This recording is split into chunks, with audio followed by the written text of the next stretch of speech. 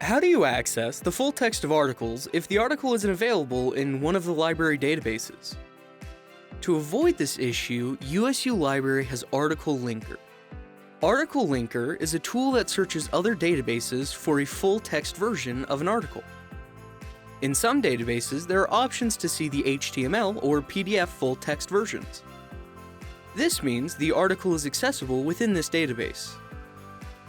In other cases, the only option may be an image that says Article Linker and a link that says Check for full text access. Clicking the Article Linker button will pull up another library database where there is full text access. Sometimes a new page will open up with a message that says, "Article is not available online, proceed to step 2. This means USU Libraries doesn't have full access to the text. If this happens, reach out to a librarian for more access opportunities.